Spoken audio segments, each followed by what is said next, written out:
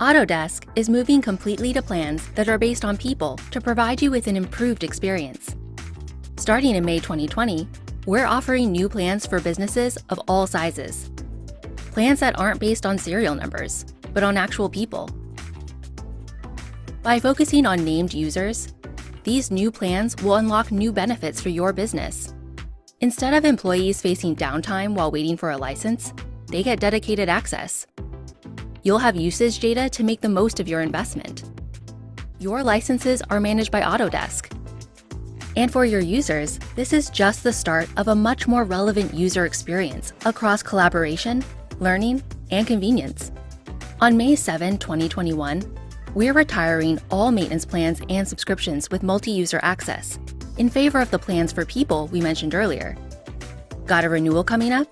We have trade-in offers to help you transition at a price similar to your current rate. If you have a network maintenance plan or a multi-user subscription, beginning May 7, 2020, at your first renewal, trade in each of your seats for 2 subscriptions for 2 users on a named user plan at a similar price you're paying today. For example, if you have 20 seats, you can trade them in and get 40 subscriptions for 40 users at a similar SRP you're paying today, then renew at your ongoing discount until 2028. If you have a standalone maintenance plan, you can trade in 1 maintenance seat and get 1 standard subscription for 1 user at a similar SRP to what you're paying in 2019 for maintenance.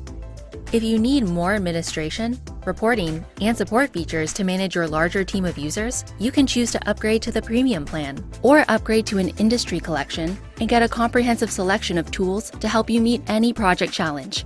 Stay tuned for more specifics on these plans and trade-in offers in May 2020. For more information, visit the website